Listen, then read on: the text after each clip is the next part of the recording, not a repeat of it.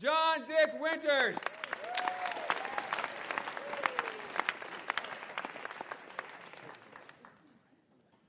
not going to read these.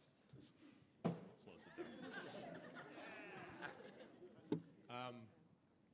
It's hard to find the right words to say, and if you're anything like me, it's particularly difficult. I rarely ever find the right words to say. Instead, I just resort to just spewing out whatever pops into my head without edit. 40 weeks is the standard term of pregnancy, but for those women carrying twins, 36 weeks is considered full term because 2 babies at 40 weeks is entirely too much baby. I know this because on July 6, 2003, at the ripe age of 20, at 10:44 p.m., then again at 11:02 p.m., I became the father of beautiful, identical twin girls.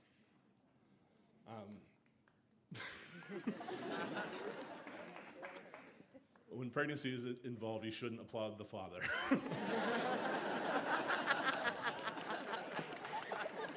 Now, the drama often depicted in movies of like the frantic father running around when the wife's water breaks at 3 in the morning when he's trying to find his keys in the overnight bag and his sanity. That's not really real, or at least it wasn't for me. First off, Becky, the mother of my kids, wasn't my wife. She wasn't even my girlfriend. Secondly, because they're twins, they wanted to induce pregnancy because, like I said, if it goes too long, it can cause damage to the babies or the mother, or I wasn't really listening, but the point...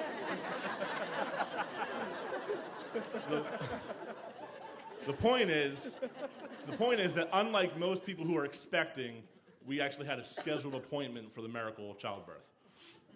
And it ended up being a really nice day because we could plan for it. So my parents came into town and they got to hang out with Becky's parents, 4 people only connected by the fact that their children made their biggest mistake of their lives together. And we were in for a really long, grueling day. We didn't know it. They induced Becky at 6 in the morning, and like I just mentioned, they didn't arrive till almost 11 that night. That's 17 grueling hours of hospital coffee and eager anticipation and forced, awkward conversation between these 4 people, my parents and Becky's parents, who've never met, and again, are only here because their kids saw each other naked too many times. So I think, like, mostly when labor's involved, it's usually only the mother who's going through a grueling process, but on this particular day, there are half a dozen of us suffering. Now, on the day I became a father, I kind of thought that I would get some advice, some sage-like wisdom from somebody. If not my parents, a doctor or like a sassy nurse or like a wise cantankerous janitor, somebody. My version of that was that at some point in the afternoon, my mom pulled me aside and discreetly told me that when women give birth, it's quite common for them to go to the bathroom during pregnancy. Now, what she should have said is often for women to lose control of their bodily functions, because I'm 20 years old, I don't know anything. So when she said go to the bathroom, I literally thought she meant go to the bathroom. Like I thought she meant like it's common for a woman in the middle of like get off the table and to go use the toilet with like a half a person hanging out of them.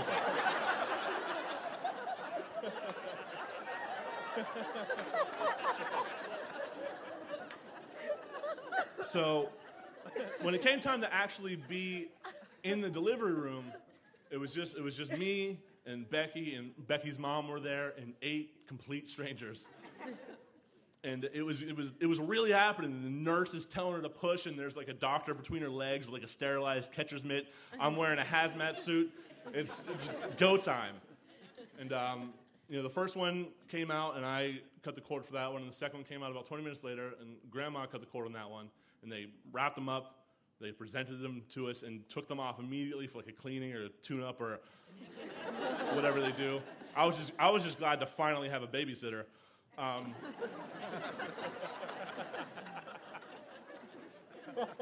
So they patched the delivery staff patched Becky up, and they pumped her full of pain meds, and we went back to her room to retire for the evening. It had been a long, exhausting, life-changing day for everybody.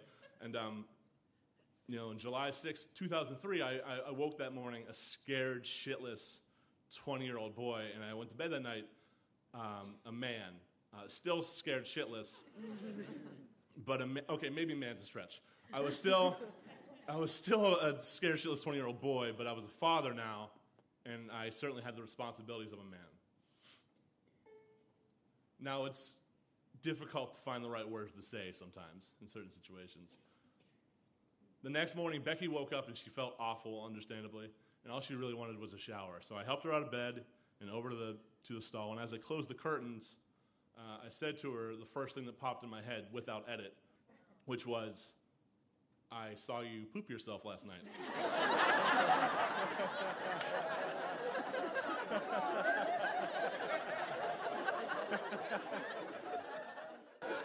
And I agree with you, it is funny.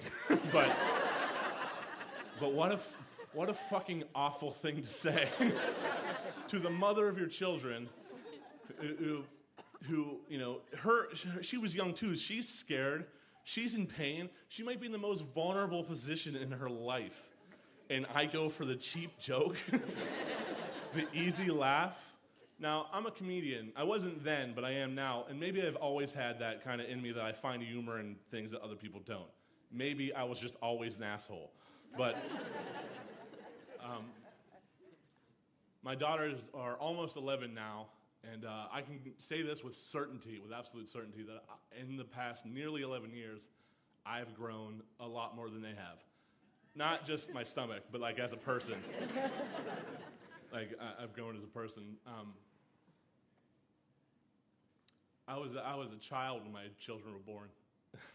Sorry.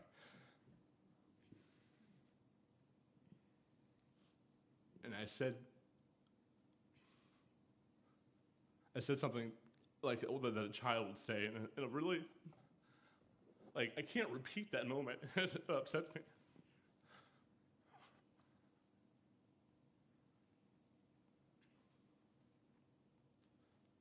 But I can confidently say now, tonight, that I am a man because those two little girls made me one. Thanks. Sorry.